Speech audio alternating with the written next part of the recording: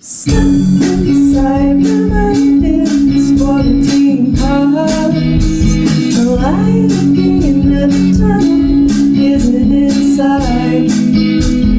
Where do I go to find someone to talk to about all of my flaws? You can never be, baby, tell me the lies. I searched until nothing ever does there a list online. But I'm anxiously pressed to my coping skills are not fine. We were to fit and it felt like a waste of time. I heard an interview and I felt an instant connection. I learned CAT, BBT, and mindfulness skills and each and every session. Now I'm pulling through, ready to ask the next question. The next question. The next question. The next question. The next question.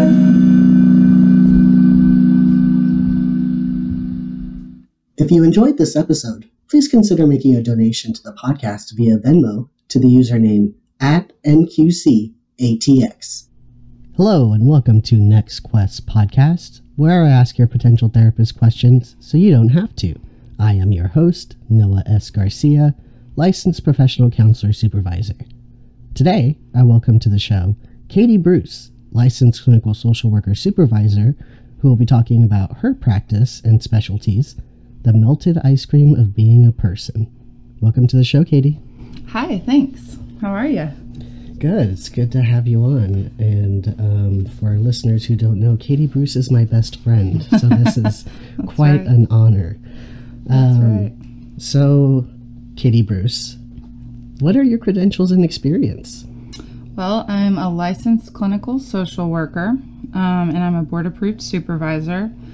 I got my bachelor's in psychology and my master's in social work, and then just went through clinical supervision during my first few years of practice and became a supervisor that way. So basically now I'm just working in private practice as a therapist. What kind of experience do you have in terms of mental health? Like what sorts of organizations, etc., have you worked in? So during my training, I was a part of running a diabetic supportive service for children and adults. So kind of a fusion of community medical social work. And from there, I worked at a med-surg hospital, gaining clinical training in the med-surg department and then in the oncology department. So once I had graduated, I got a job at the local psychiatric hospital in Abilene, Texas, which was kind of, think of it as like a catchment area for a very large area surrounding it. So we saw everybody around there who had a need, because there wasn't really anyone else filling that need. And I worked there for about 4.5 or 5 years. And then I moved to Georgetown, Texas to help start the outpatient program at. So kind of a mixed experience between inpatient psych and outpatient psych. And then for the last 2 or 3 years, I've been in private practice. So kind of like the DSM come to life. You get to see, I think 1 year working in a psych hospital is kind of like 5 years working in another setting. Totally. So that's my story so far. Well, and you and I met at... We sure did. Yep. That was, we worked in an outpatient clinic, a PHP and IOP, and we met several other really great friends, some who have been on this show, actually. Shout out to Sean Sparks and Greer Culbertson. Mm-hmm. We all worked together at one point. It was awesome. That's right. They kind of blazed a trail for me to want to be on the podcast, too. I had to stay a member of the gang somehow. So, Katy Bruce, because I love referring to you as Katy Bruce, what is the name of your practice, and where is your practice located? Right now, it's just my first and last name. That's what I named my business. So, you know, it's just my first and last name, and I'm practicing in Georgetown. I'm in the process of coming up with a more creative business name, so always looking for feedback about that and brainstorming. But right now it just looks like me working from home, doing telehealth, basically phone sessions, Zoom sessions. Occasionally, if there's a really deep need, I can meet someone and do an in-person session. But since the world has become the way it is, I've just been doing most of my work from home. And so technically you can see anybody who lives in the state of Texas. Right. Okay. So at your practice, do you accept insurance? If so, which ones? If not, why not? I do not accept insurance. And that was a big decision that had it took me a long time to make, but I had made it before I got into practice. And it really just came from so many years working in a managed setting where it felt like insurance reviewers were making a lot of the treatment choices. And I felt like we could get closer to what somebody needs if we could make our own time frames and objectives and things like that. So, you know, there is a drawback where for some it's, you know, not as cost effective, but the treatment can be more thorough.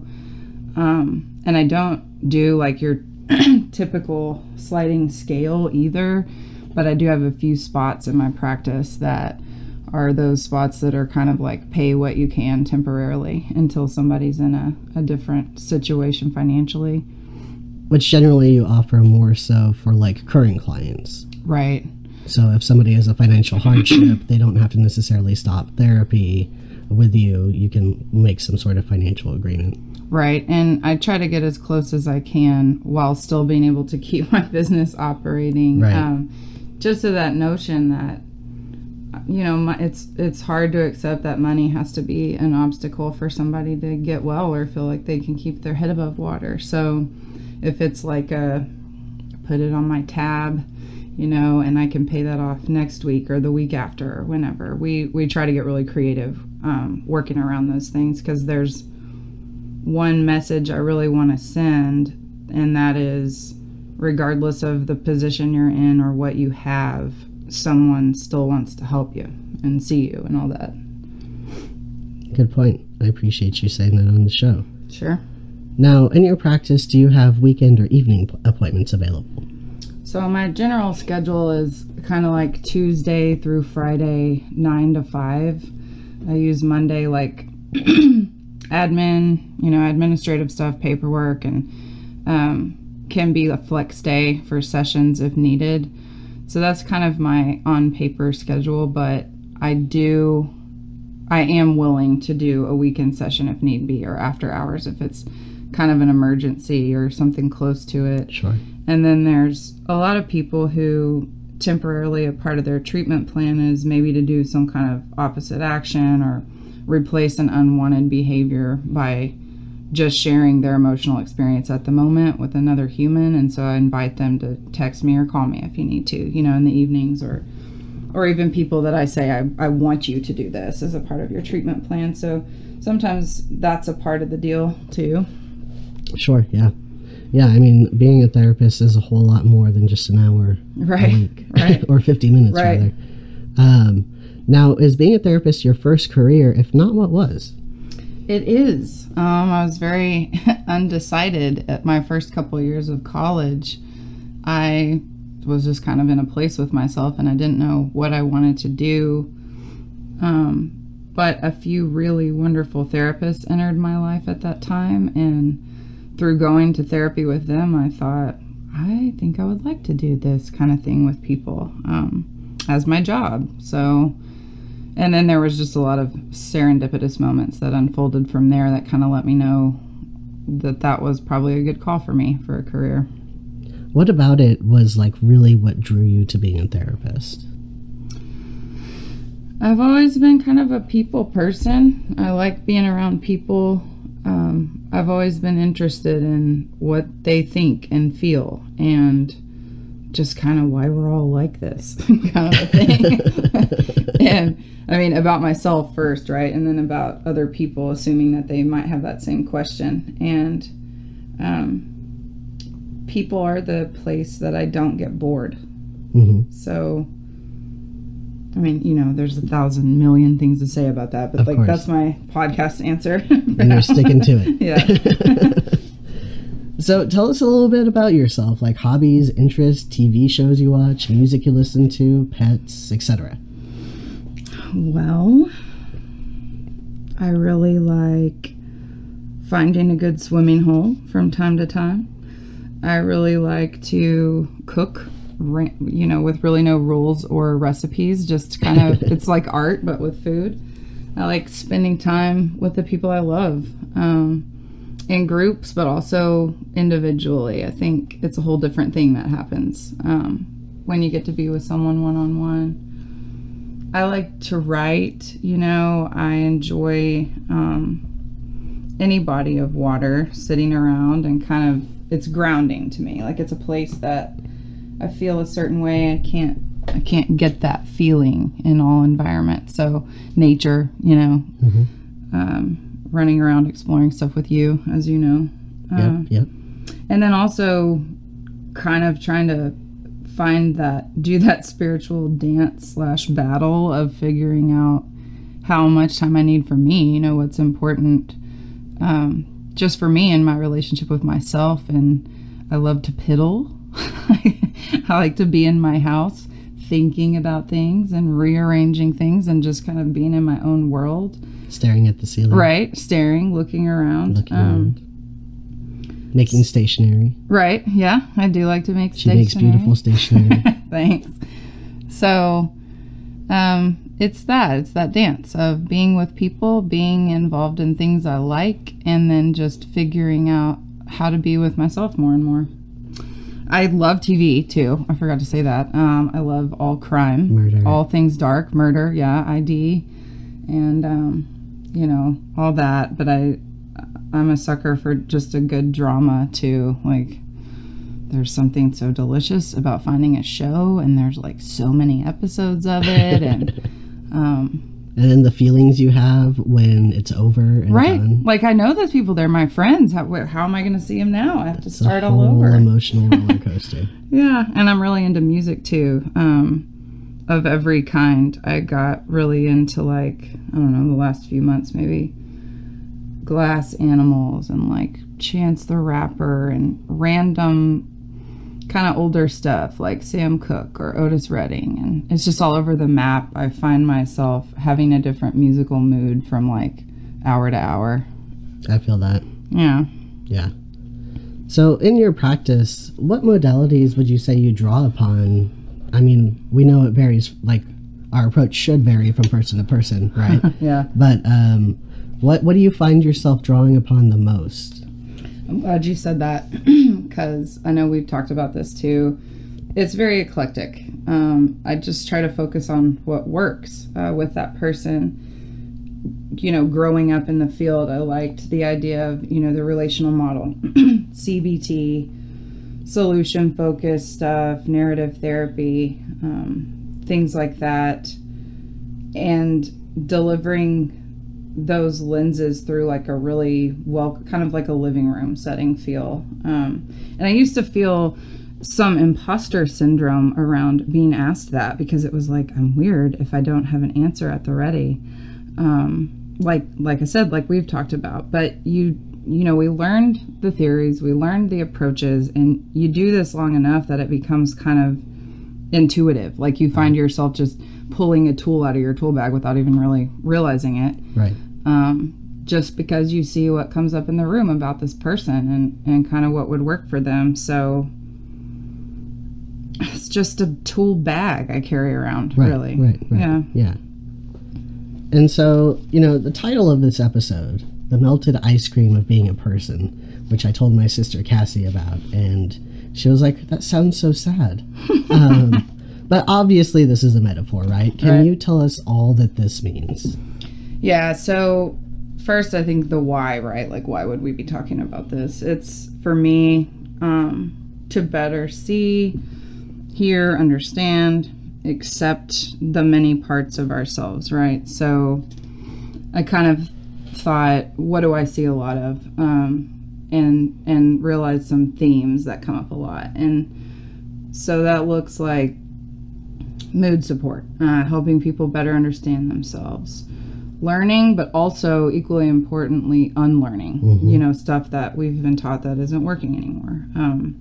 Adjustment to life changes, identity and stuff as it's evolving and changing, addiction, codependency, trauma, realized or unrealized, guilt and shame, perfectionism, over responsibility, ego stuff, you know, and you add that to just being a human, the day-to-day hardship, and it's hard to separate, you know, who I am from what's happened to me, from what works or doesn't, and kind of what the hell to do about all that. So it's almost like these themes I've mentioned are the original flavors of the ice cream, and through life it just gets all melted together and people can't remember their original 31 flavors, you know.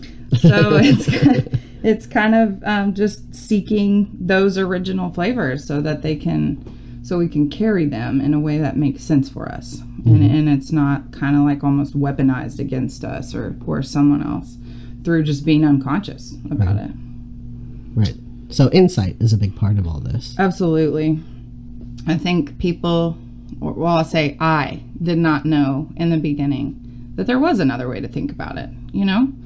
So, and I think a lot of people are like that. So I think it's just saying, hey, you know, there's another way to think about this or look at it. What? Yeah. Tell me what you mean. And then this giant conversation and relationship comes to life. Just from someone realizing I don't have to think about it this way, you know?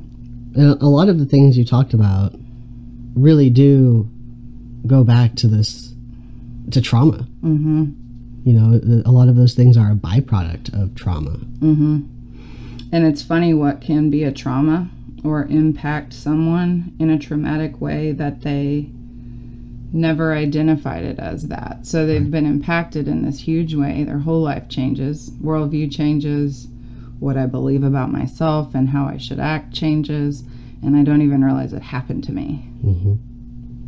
So how do we get back? How do we get our 31 original flavors back? Well, you know, for me, I'm going to go toward codependence on this. It's one thing I like to look at because I think it's a common dynamic and issue that's causing a lot of these people's pain that we're treating. And it's underneath like the recognized diagnoses and exacerbating them. Sure. So I think it's important for people to know, like, this, for example, the codependency thing is not a diagnosis. It's just, it's a pattern of thinking or behavior focused on another person, sometimes as a way to manage our own experiences or worth and belonging. And it has this funny way of helping us avoid our own issues. It's a notion or a belief that, you know, it's somehow more important to help or rescue or save or manage others than myself.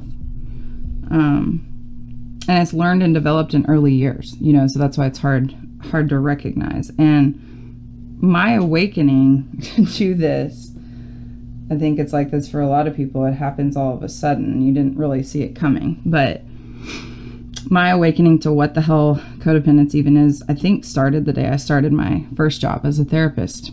In the background of that, I had kind of slowly been realizing that a large percentage of my own pain, it's like it could be stopped somehow, maybe by amending my own beliefs about myself or others. But I knew that this way of being for me had been reinforced by the systems that taught it to me in the first place. And it felt like the truth and the way, right? How to be good, how to belong. But it's like, so why am I not feeling good from doing it? So I had a mentor, coworker,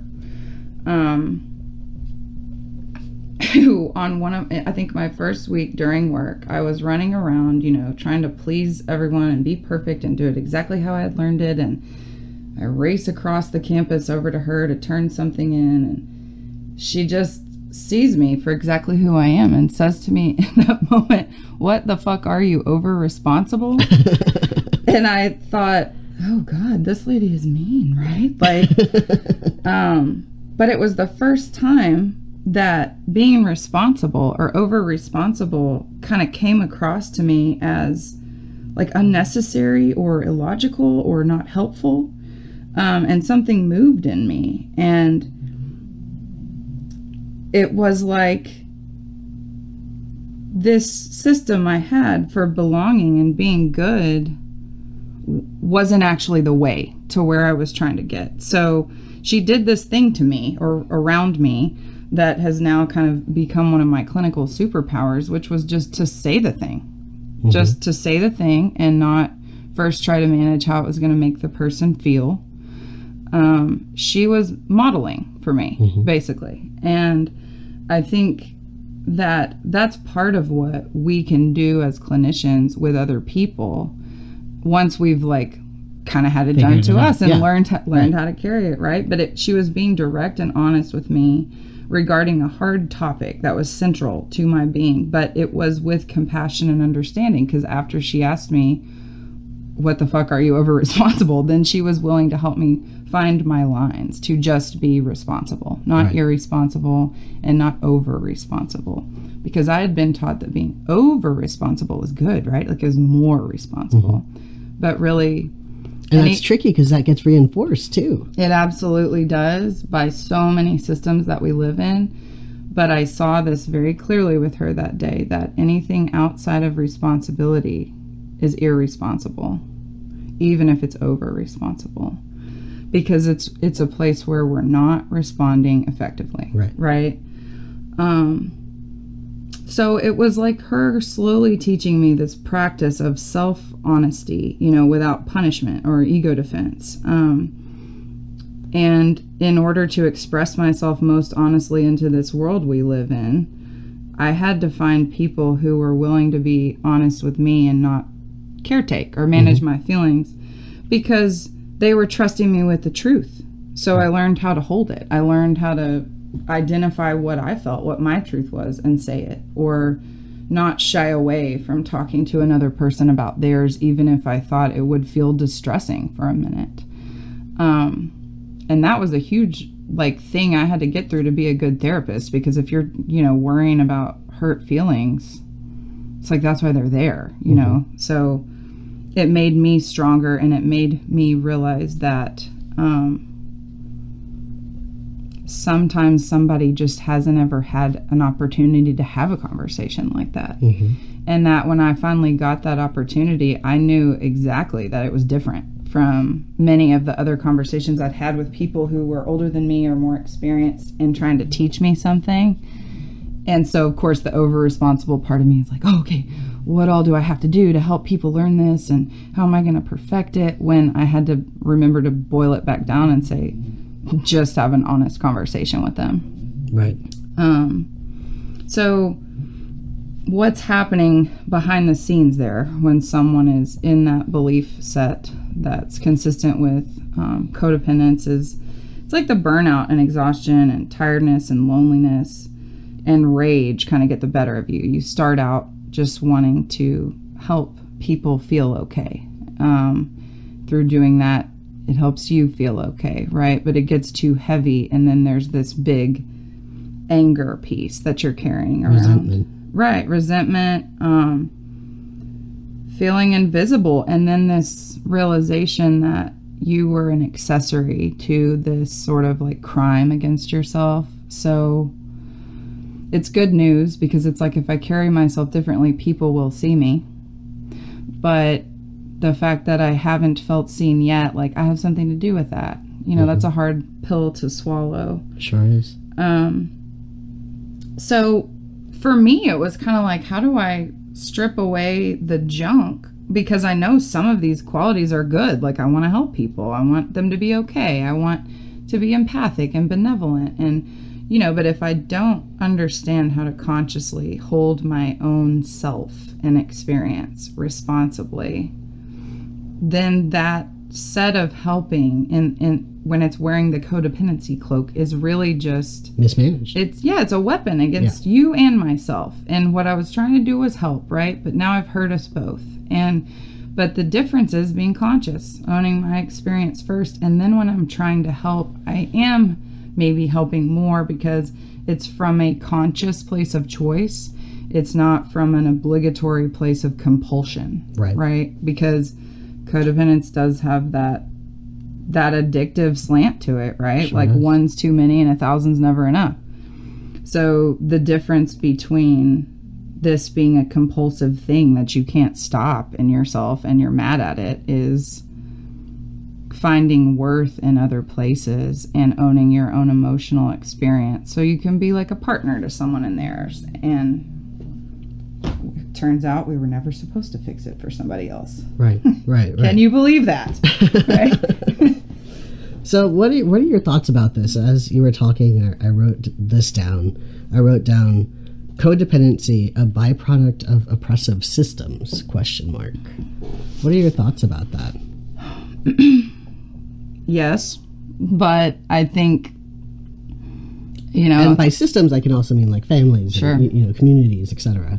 Yeah, like the family of origin system. I think that's true on a level. Codependent relationships are relationships where there are no boundaries, and people take on the role of managing or controlling another person's emotions, decisions, or behavior. So here's an important part of this. Yes, we learn it from our family of origin.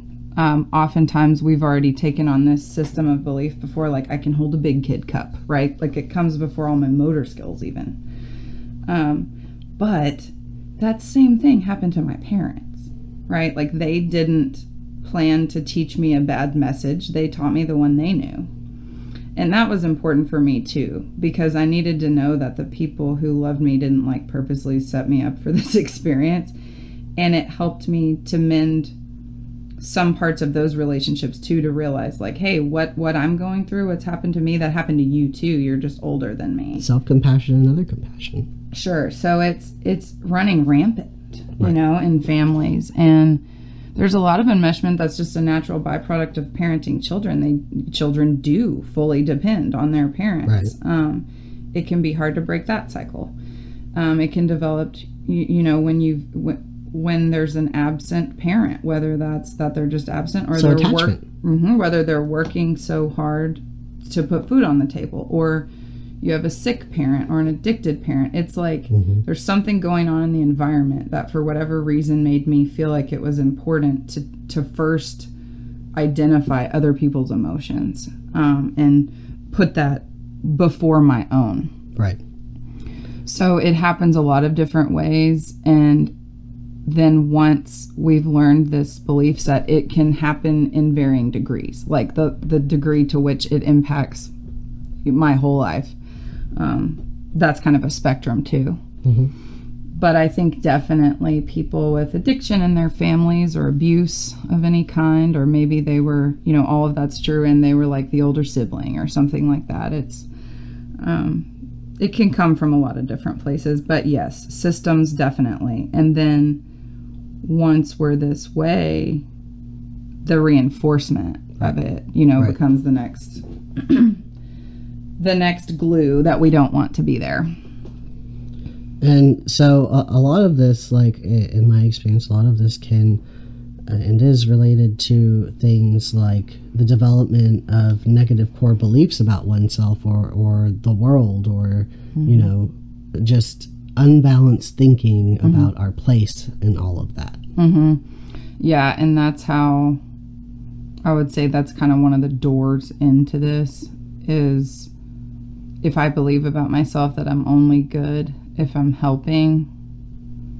And there's so many times in life where I can't help. I want to, but I can't.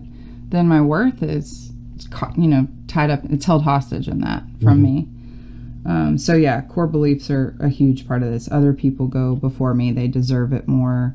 If I make it okay for them, it'll be okay for me. all kinds of things like that. So yeah, core beliefs is a big door that we walk through, kind of in that, it's a flavor of ice cream that gets melted in. Right. What do you have to say to people who are scared to set boundaries because of fear or worry about how the other person will react or feel? Me too.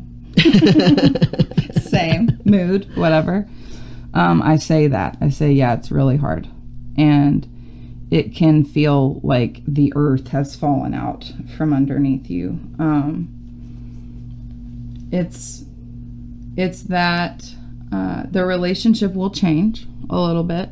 You may be afraid of which is also kind of the intention in some ways, right? Yeah, it is. It's funny. It's like that whole right on the other side of fear is everything you want and need. Mm-hmm. It's that exactly. Like, yes, it is going to change the relationship, and that is scary. It is also what is needed. And anytime I change the dynamic in a relationship, the other person's going to like take a minute to catch up to this, the 2.0 version, and you might get some anger or some blame or some, you've changed or whatever. And it's like, yes, I am. And just being able to allow yourself to stand firm in that, like, here's what it is for me now. And the important thing about that is boundaries are not what you can and can't do. They are what I will and won't do. Mm-hmm. So it's almost like, even if you don't change at all, I'm still going to be changing in these following ways.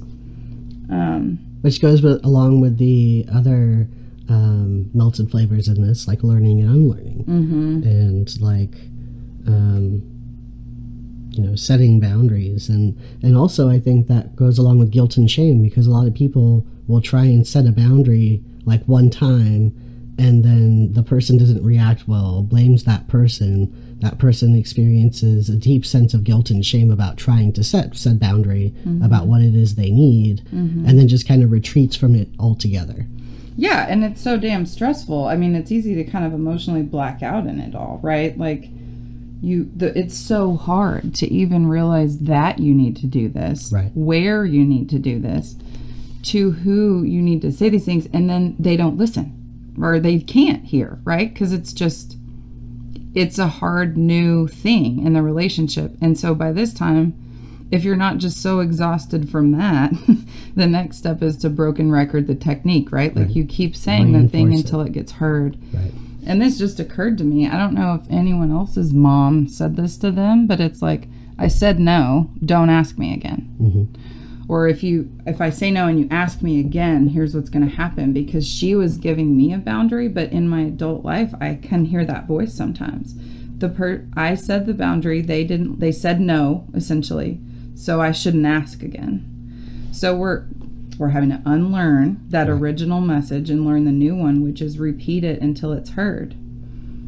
And if you get the sense then that it's just not going, like the person's not even willing to try or observe that boundary, then that's when it's okay to like take additional space or retreat a little bit from that relationship. I think the fear is, I will try to do this change, it won't work, and I'll have to stay here anyway. And abandonment and rejection.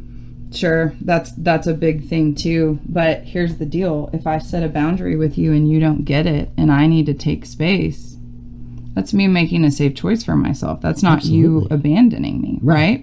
But it's hard to get your head around that. Yeah, it's hard to get your head around that until you try it. Like a weird food you've never tried. It looks weird, it smells weird, right? Right now it's a bad food, but you taste it. Man, this is good. I like how it smells. I like how it tastes. Now I want to eat it. Keep eating, yeah. And that's the way this is. It's that... it's almost like that physiological, because it has to do with the nervous system, and it has, and I'm an experiential learner. So talking about doing this scared the hell out of me. But when I did it for the first time and it worked, I felt like I knew how to help myself. Self-efficacy. Yeah. I felt like I knew how to not have to always feel this way forever. And that is just that feeling of, I know how to have a better life or how to take care of myself better. I learned something. I think that's what everybody's after when they go to therapy. Absolutely. So a lot of people have a hard time setting boundaries because they have like extreme difficulty identifying what it is that they want or need. Right. And like a lot of times I know people find themselves feeling emotional about a situation and unable to identify exactly why it was that they felt that way, you know, like, right. and blame it on other extraneous circumstances or themselves. Bingo. That's the deal right there, because we talked about how it originates, right? So it's a system where we had to deny our own needs to survive originally. Once you stop using that muscle long enough, it doesn't work right anymore. So just knowing what I myself feel. Like, I know when I feel good and I know when I feel bad, but I may have to work a little more than Joe Blow over here to figure out if my distressing emotion is fear or sadness or anger, because I'm getting practiced still in that, right? And so it's hard for me to speak honestly about what my experience is if I can't find it. Exactly. Right. And then your listener's like, so what are you saying? What is it? And you're like, I don't know. You know, I just know I need to say something. Okay. And we've gone through this, right? Like, I've done this with you, and you're like, okay, well, when you know what you want to say, when you know what you're saying, when you know how you feel, tell me. Yeah. I'll hear it. And that's really nice too. You know, if someone has a loved one who's trying to work on codependence, it's like just saying to them, I'm here when you know what you want to say. It's not a make or break. It's not a time limited thing. Like, the experience of you and what you feel can keep happening, and I'll keep listening to it. That's really helpful too, because one thing we don't want to do as good-hearted codependents is take up any space, right, that doesn't belong to us or whatever. So when a loved one's like, hey, just take your time, figure out what you think, figure out what you feel, and then I'll hear you, that's a really good, like, beginning place. So that's a way that people who are struggling with codependence, that their people around them can help support them as well. Okay. And it may be like, if you're a therapist to this person, it may be like, tell me the stories about what's happening. And then you may ask questions about how they felt throughout. That might be helpful, instead of hearing the whole story and saying, so how does that make you feel? And they don't know, right? Right. Kind of like a guided, like you're listening to the story but helping guide it.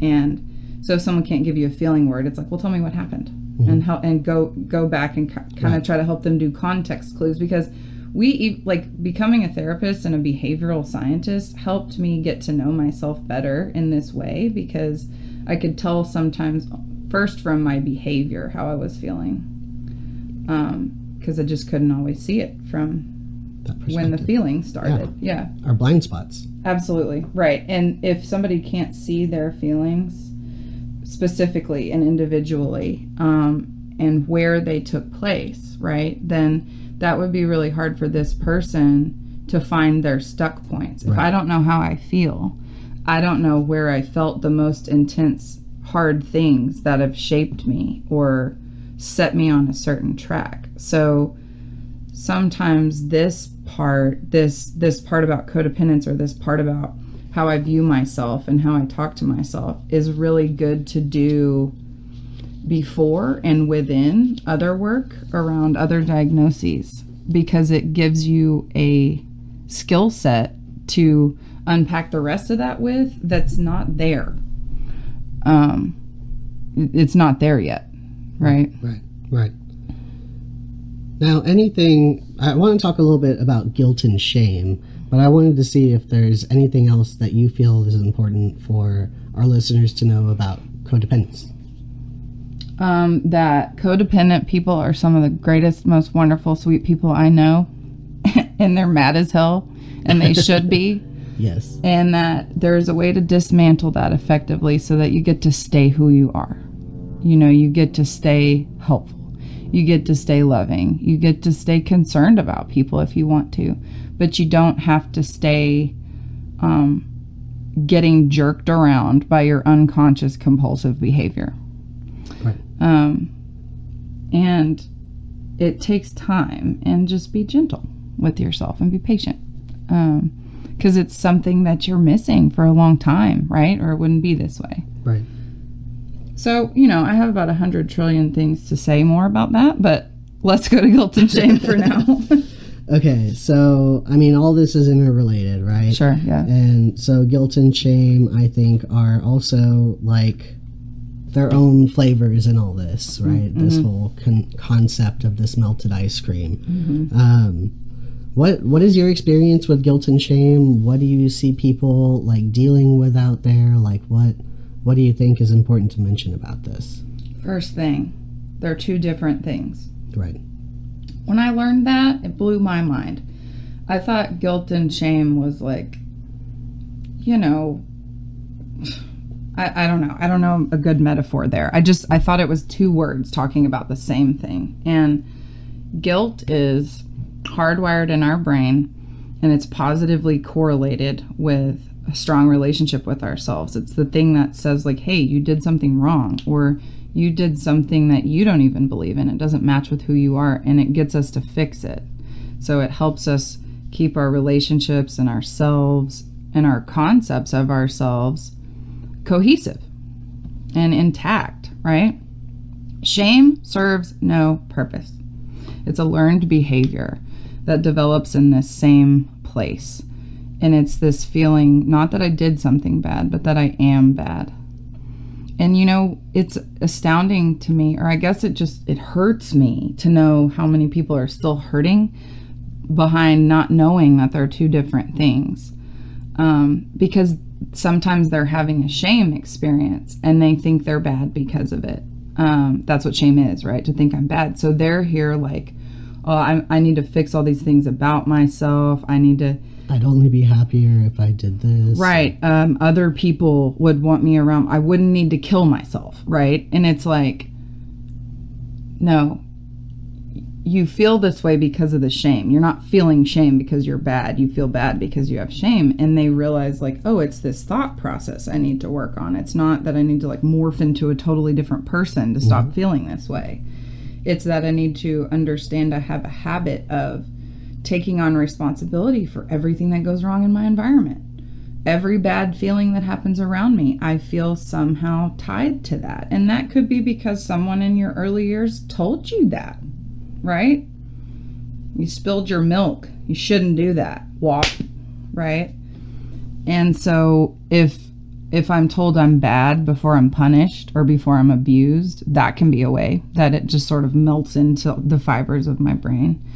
But I think it's cool because it's like, if you're feeling guilty about something, what is it? What did you do that you think is wrong? And how can I help you get on the path to amending that? Or if it's shame, we take a completely different course. But that sense of shame is often one of the major feelings that the compulsion of helping, rescuing, fixing, saving comes from. Right? So in that way, that is me trying to manage my own experience through managing the experience of others. So it fits right. I mean, it fits right in. It's like one of the cornerstones. Yeah. But I don't even know I'm being controlling because I feel like I'm getting sucked into a drain. Right? I don't see myself as controlling. I see myself as desperate, kind of. So when people say things like, you're being controlling, it's like, no, I'm not. I'm not being tyrannical. I feel like I'm dying. But to realize, like, some of those behaviors were controlling behaviors, not because I wanted to control people, because I wanted to feel safe. Right. It's like, oh shit, okay, well then yeah, I did want to feel safe. I was being controlling. So now I can do something about that instead of just be in denial about it. It goes back to learning. Yeah. And unlearning. Absolutely. It kind of all does. I'll be damned. Who knew? I know. Not us originally.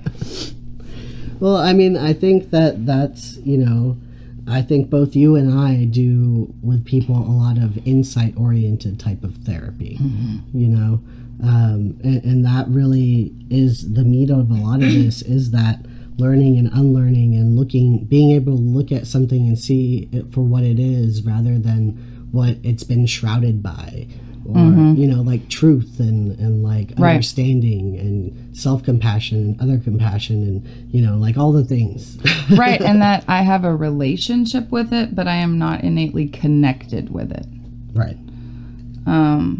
Like it's a part of me, but it's not me. Right. And I mean, I think, you know, you have your own reasons and I have my own reasons that have, I think, impacted us equally, but they're different from our early years, about all the things that you were having to pay attention to that weren't yourself or your internal experience. Right, wrong, or indifferent, right? Sometimes it was okay and it made sense that was happening. Other times it was blatantly harmful to us. So I think that I think it's safe to say probably everybody who was ever born had something in their early years or at some point that took precedent in terms of just attentional focus. It seemed more priority than them and how they were feeling and what they were thinking. So if you think about safety, right, and safe, right, absolutely. So if you think about that setup, then something like insight, right, where I can have time and space to look at my things and see it, see what it needs, see what it doesn't need. Like, we didn't really have a lot of time and space to practice that for a long time because we were running around and hyperactive and trying to protect ourselves, or trying to, you know, keep our sibling busy, or trying to please everybody, or trying to make sure everybody wasn't whatever the thing was. Everybody's got something that made it hard for them to learn the art of just being still and looking at myself on the inside. So I think that's part of why we like it so much, is because it feels good. It feels good to be able to look at yourself and just see what you see and have some time to think about what to do about that. And through practice of having it available to do more often, we get better at it. Yeah. It comes faster, and it comes with a bigger message. And it's just so much fun. And when I say that, I mean like water to the soul to be able to see somebody do that in front of you. Yep. Because insight is that's where change comes. Right. Absolutely. Absolutely.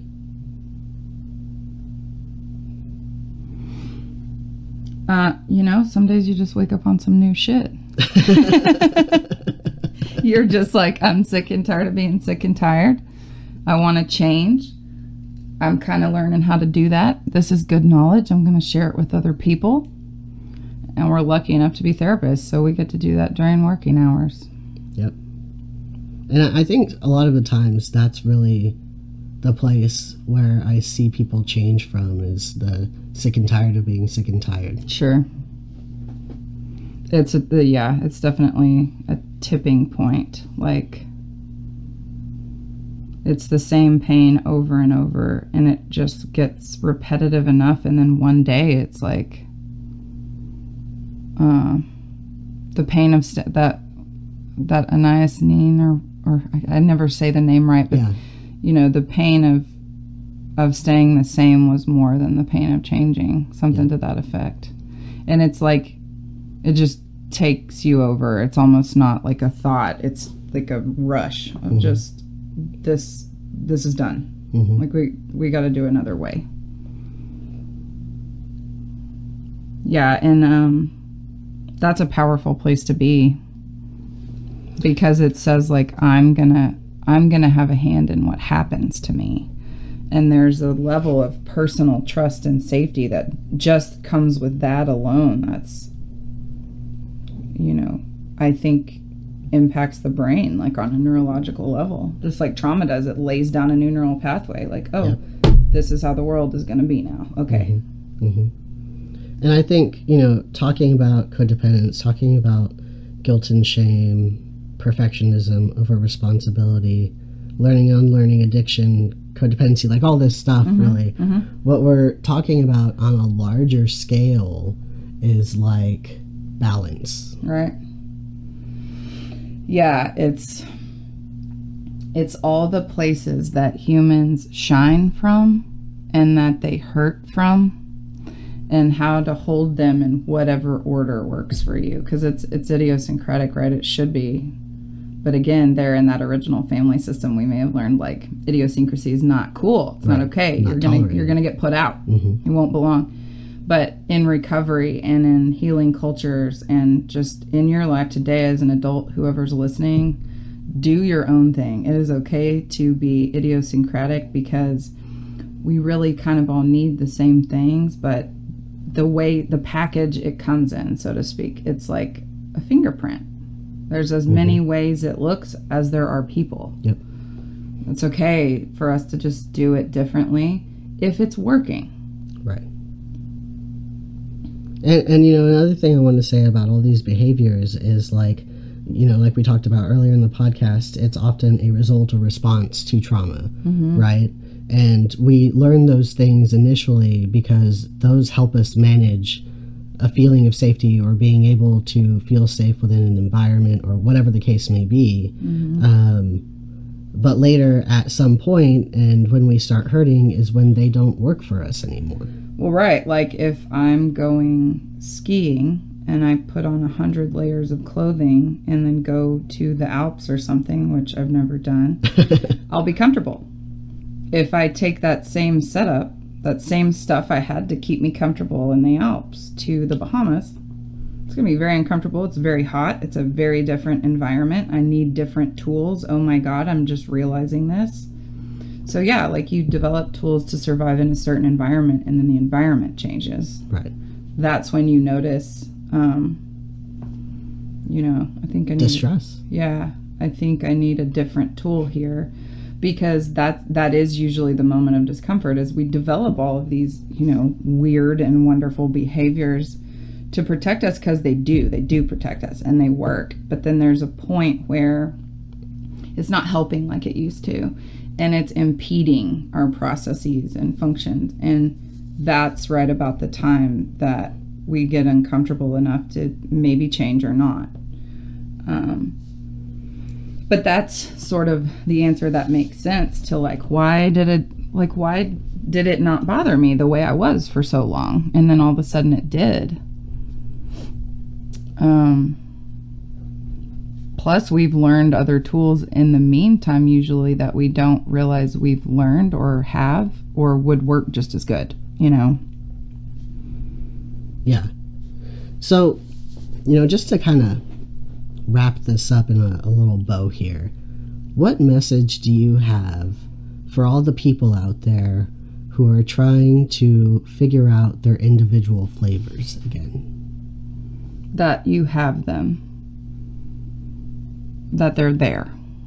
That there is a very unique and very special part of your identity that is absolutely worthy of love and belonging.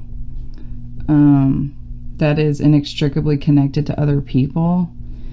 And even if you're doing a thing, trying to change and trying to feel better, and that's scary because you're not sure where you'll belong, then you will belong somewhere.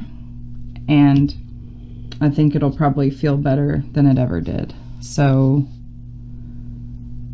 it's hard to let go of everything you know. But then you can hold what you're supposed to.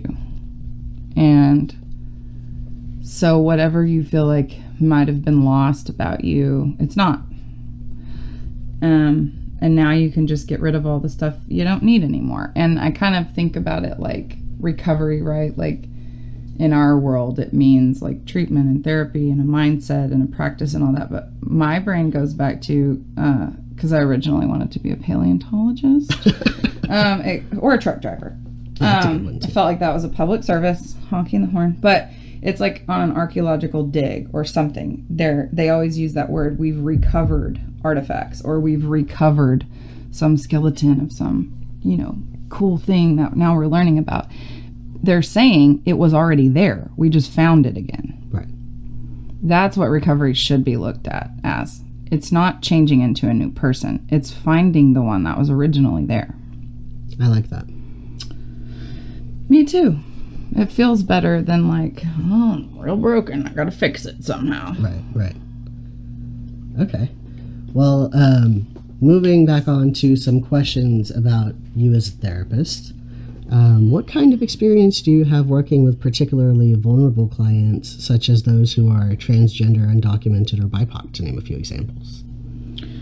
Well, you know that I'm a social worker by training and licensure. So for me, that means looking at somebody always in the context of their life, not just who they are during that hour with me, right?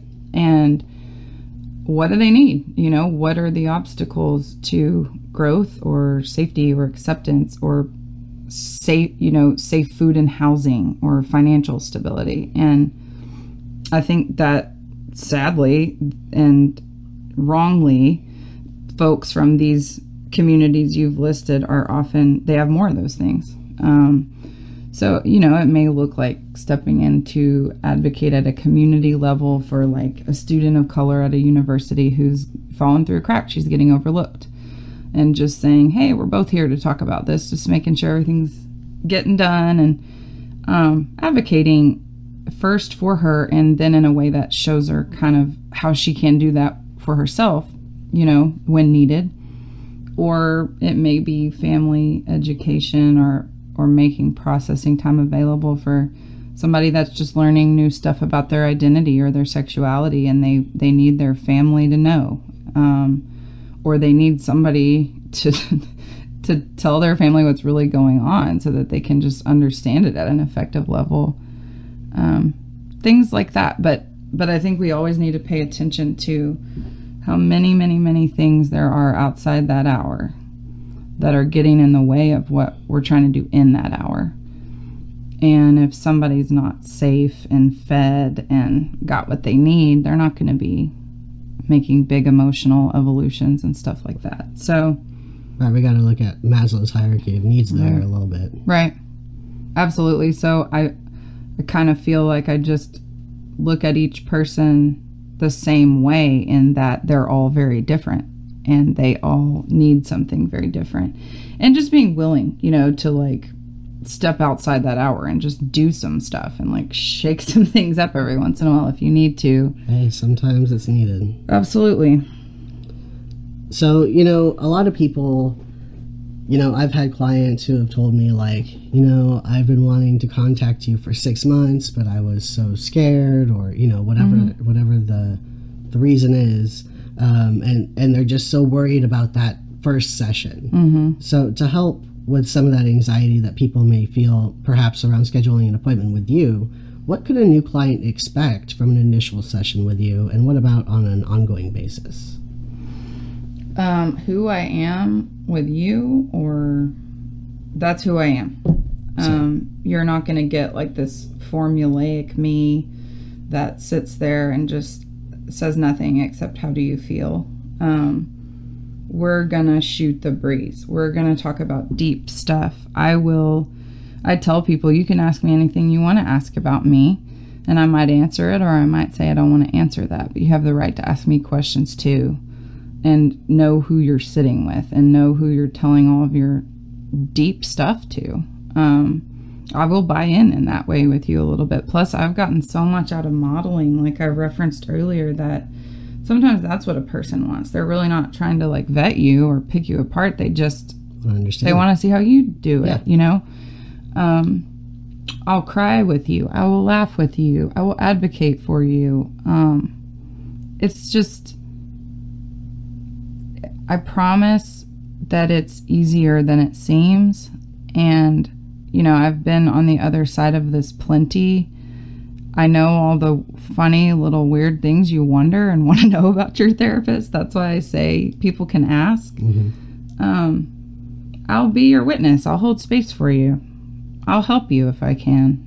You know, and I can teach you some things in the meantime, right? And maybe those will help. And if ever someone found out that these were not the case about me, that I'm not helpful or I'm not the right space they want held for them, they say it. I say, okay, let's get you somebody different. And I'll help you find the next person. It's not going to just be like, okay, bye. Sorry about you. Yeah, I want to help you even if I'm not the one to help you. Right. Yeah. Yeah, even if it's as like a resource. Absolutely. And people, just whoever's listening, so if you want to say, I just want 1 hour with you, Katy, and just see if I like you or not, we can do that too. There doesn't have to be a commitment of any kind, just for somebody to be able to try it out. Yeah. And don't let the what if it doesn't work or what if I don't like this person factor stop you from getting what you need. We're just people too. I mean, yeah. I'm the least of your worries. Okay. How would you say your clients would describe or say they experience you? This is weird. Oh, Katy Bruce, come on. I know. Okay, so here's some words I hear regularly and consistently. Compassionate, kind, have a lot of information, willing to share it. A lot of people say they feel seen. So I don't know what that would mean. I don't know how that would translate for someone new to come, but I will be real. That's another one I hear a lot, that I'm just a real person. And again, I don't really know what that means because I've always been a real person. Right, I'm a real girl. But I have a soft, friendly approach, and I will be kind and we can have fun. But when it comes down to it and you need somebody to tell you the truth, I will tell you the truth. Even if I don't want to. Even if you don't want me to. I will tell you the truth. This is why we're friends. Yeah. Wish y'all could see the look on his face right now. Well, that's the feedback I get about me as a therapist, and it just, we're just two very real people, in my opinion. Because I was taught by my mentor that honest people are a joy to be around because you don't have to read their minds. Exactly. You don't have to wonder what they're thinking or feeling. Right. And I remember how much mind reading I was trying to do when I first showed up on the steps of my first therapist's office. That was my major thing. And I want people to know you don't have to do any of that with me. I'll just say it. Right. So that way, when I tell you something, you can trust it. Your mind doesn't go, well, I wonder if she really means it. Right. Because I'm going to be saying things that no one wants to say. Mm-hmm. So if I'm willing to do that, I'm willing to. Yeah. I'm not going to try to step around it. Right. For your feelings, because I believe that that's not helpful and that's not kind. Well, and in some ways, codependent. Absolutely. Right. Because I'm in recovery too, y'all. She is. It's true. Okay. So you mentioned laughing and crying. I got to ask this question, even though you've already answered it. Are you a therapist who will laugh or cry with your clients? I get so many different answers to this. Mm-hmm. I am, because I think there are some things that there's really no better response than to just sit there and say, I see it too, and I don't know what to do about it either, and it's really sad. Mm-hmm. It's really sad what happened to you, or it's, that kind of thing. But also there's that kind of crying, and I've done it too, where it's just that frequent tearfulness, and it's that stuck in the mud kind of crying, where maybe it's coming out as sadness, but I get this hint that maybe it's anger. And so I'll say, stop for a minute. Let's take a breath. Where do you feel it in your body? What's going on? What emotion even is this? Kind of a thing. So if I ever don't cry with you or stop you from crying, it's not out of impatience or intolerance. It's because I think I'm onto something. Right. And then just laughing. Yeah, we do that all the time. Right. Because I think chemistry in a therapeutic relationship is as important as any other relationship, maybe more important than some. And if humor is a part of someone's resilience, why in the world would I as a therapist take that away from them? Right. Plus, I love to laugh too, and I think it's bonding. I think it shows people we're not just in this because you have a problem, right? We're in this because we're two people just working on something, and it's the right thing to do to laugh sometimes. Right. And I think it's really, I think a lot of people see it as a very black and white in terms of crying with your clients. Mm-hmm.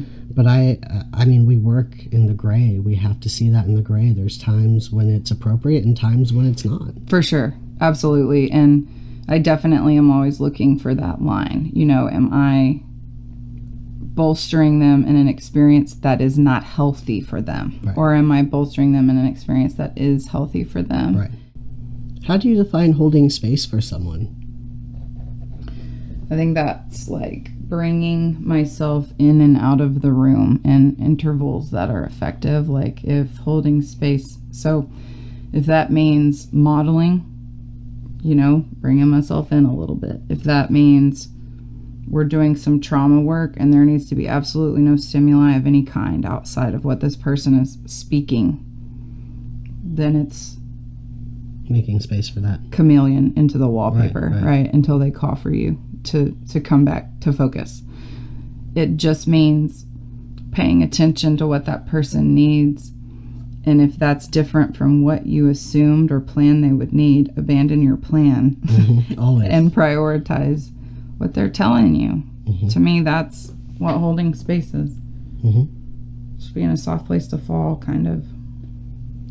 So next question, I think I know at least who we're going to reference. What is the best advice you've ever received from a supervisor?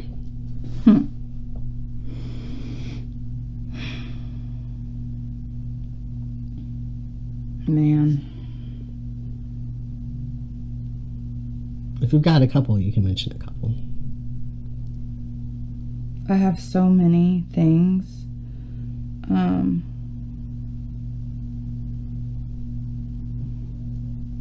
Personally, some of the best advice from Susan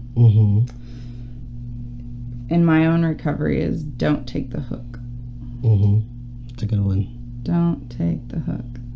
Which means when someone needs something in front of you, ask yourself if they need it from you, and if you have it to give, and if you don't, do not step up to do it in this compulsive, over-responsible way. Don't take the hook. Yep. I think one of the things that was the biggest was stopping to eat lunch. It's a good one. And this, slow and steady wins the race. Okay, Katy Bruce, next question. What have you personally learned about yourself and or the world through your practice?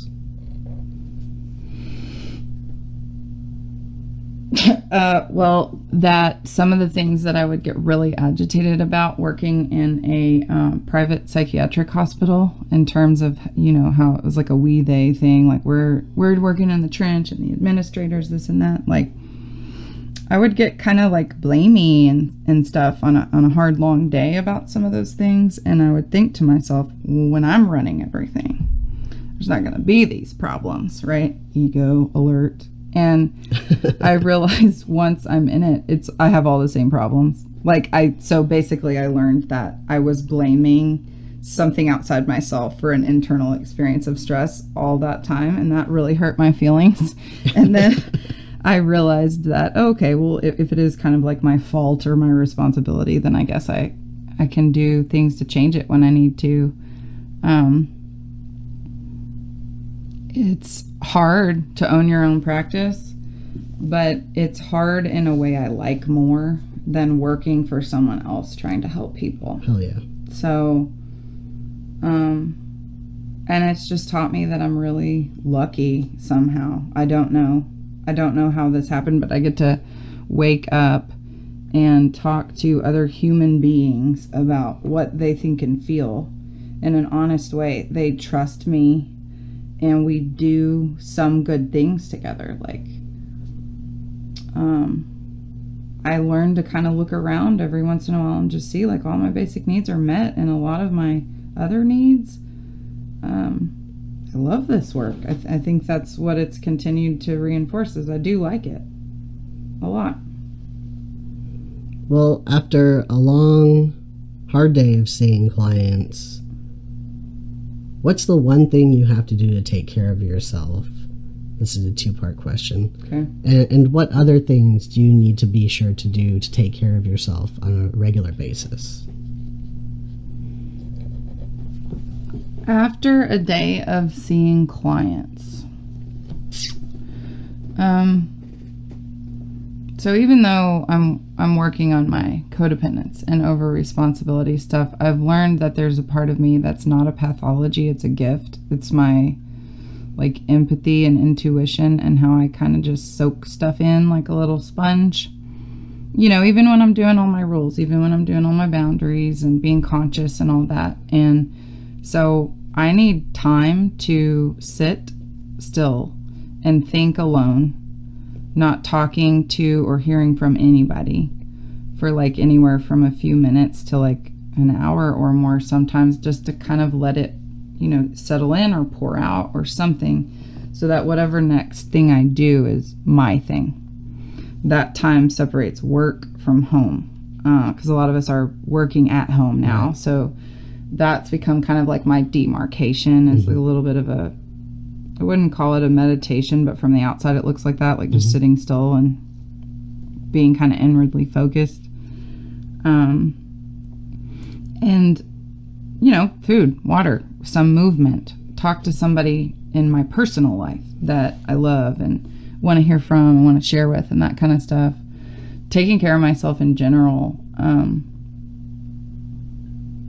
like definitely letting myself acknowledge when I'm overwhelmed by work instead of just pretending like I'm not or not wanting to be, so saying I'm not, really checking in, spending time around my mentors, which I do 1 or 2 times a month. I have a couple of women who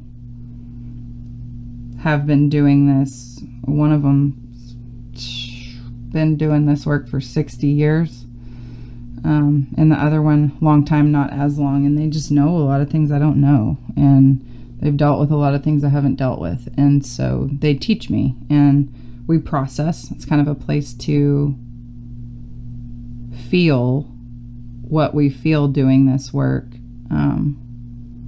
So they keep me on the right track and they keep me focused on the right things. I think we kind of do that. There's a synergy, you know, there. Yeah. So mentors, my own therapeutic practices, which at this age and stage of development have become a lot of sensory things like baths or aroma stuff or time outside in the sunshine or making things, like piddling, like I said, and spending time with people who, my friends, just messing around, having fun. It dilutes the heaviness sometimes. And then talking to somebody every day that I think knows more than I do. It's just, I like to learn and I like to do the same thing you do in therapy. It's just you're not working. Right. Yeah, right. I know. Yeah, so I know. yeah, I know. So I think taking care of myself now means acknowledging that I need to, where I didn't always do that. Okay. And then finding out what does that look like today, and then being committed to doing that today. And if not today, then when? And being steadfast in that accountability and commitment. Because I just, you know, start to lose my mind when I don't do that stuff. I feel that. Okay. How would you define happiness? Well, I wrote something down. I laughed when I read that question originally because it's like, that's the question, right? I used to think it was a feeling. And I mean, I guess I still do, but I think of it as more of a context now, like a situation where my basic needs are met, and I have an idea of and an opportunity to connect with my purpose on some level regularly. I have people in my life who I love, who love me, and I have time and space to like dream and imagine. And then when that's your container for whatever happens day to day, because some days are good, some days are shit, you know, but like you can still be happy on the shit days, Right. in my mind. Yeah. So happiness is, Or content, at least, maybe. yeah, and it's kind of a spectrum, I guess, like from contentment to like total ecstasy, right? Like happiness is somewhere in there. I think it's also like a mark. It's kind of what I shoot for, you know, somewhere in that spectrum of positivity, benevolence, fairness, being willing to commit to imagining a positive outcome, especially if I'm imagining a negative outcome. It's a lot about my thinking, the way I train my thinking. So to be honest, I don't really know what it is, but I think that I have kind of identified a system for getting close to it. And I know when I feel it. And I think everybody's is kind of different, but I think that's a good question. And I think that might even be like a golden ticket in therapy. Like, happiness is not always the same thing. So asking every single person, what does it look like for you to be happy? What are we shooting for here? Right. And I think also, though, there are some people who feel happiness is like a place of being, but on a consistent basis. You know what I mean? Like it's a state to be achieved that you just stay there, and you know what I mean? Yeah, no. I mean, I don't know what it is, but I know it's not that. Right. So I don't know. When I think of happiness, I think of happiness as kind of fleeting in some ways. I heard this once. It came from Susan. It was some printout that I found in her giant file cabinet that talked about it like a lot of people want or think joy and happiness should be like a floodlight, and then just. But if someone shines a floodlight in your face, right, that's not a pleasant experience. And that in this note, it was saying it can be more like twinkle lights, like string lights. So they're there. It goes on for a long time. They come on and off. It's not so much that it's overwhelming, but it doesn't go off for so long that you get hopeless. And it's these bursts. It's like just grabbing it in the passing moments of life. My mom has this sticky note inside her cup cabinet that says that. Grab happiness in the passing moments of life. And so I think when our basic needs are met, we're able to look up and look out and see when it's passing and grab it more than if our basic needs aren't met. For sure. Okay. Next couple of questions are a little vulnerable. First one is, what is the most embarrassing moment you have had as a clinician to date? There are so many. So many. Once I was falling asleep in a family session. I was really tired, didn't sleep good the night before. It was at the end of the day. The parent could come after work, so it was a 4:30, what a horrible time in the day, in the afternoon. And it's hot, and everybody's tired, and it was constructive initially, and then they started getting into it, and at some point I realized I just kind of came to, and I thought, I wonder if they saw, did I close my eyes? Did they see me close my eyes? And so, but when I told Susan about it, she's like, oh yeah, I've done that before. So I felt better about it. I've also, one of those situations where some big incident happens at the psych hospital in the adolescent unit, and every case manager is told to just take this and go start calling parents and inform them about what's happened. And you get 2 words into a phone call to explain this child's behavior, and you realize you have the wrong parent to the wrong child. So you either quickly recover or you say, I'm going to need to call you back in just a minute. But it's stuff like that. It's oversights and just misses that come from, I think, especially in the beginning, not knowing really how to take care of yourself. Right. And you're in this really hard job and you just look like an idiot sometimes because you don't have balance.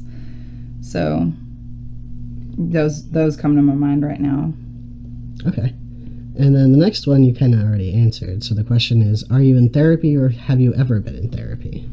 I'm not currently in therapy, but yes, I have been in therapy with multiple therapists and good ones too. But kind of right now, I feel like I'm at a place where the mentoring group that we do is feeding my brain and my spirit in a way that works for me. But I absolutely will find myself back there at multiple points throughout my life. You know, it's good stuff when you need it. Yeah.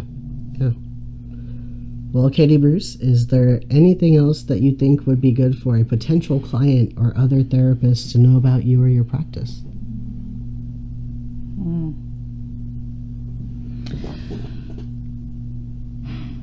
Not right now, you know, and if you think of something you want to know when you're listening, you just call me at 325-665-7950 and ask your questions. For now, I think that's it. Well, thank you so much for being on the show, Katy Bruce. I'm using your whole name throughout the entire show because I think it's funny. People have done that to me my whole life. My mom calls me Katy Bruce. I don't know why. So they just go together. I don't know. But yeah, my mother, it feels in my mouth or something. Hey, I like it. Well, thank you, the Katy Bruce, for being on the show. It's been a real pleasure. And of course, thank you so much. Thank you for having me. This was a really cool experience. And you guys, Noah's like killer interviewer. It's been a lot of fun. This usually isn't my bag, but it's been a lot of fun. So thanks for the time and attention. Have a good day. The next question. The next question. The next question.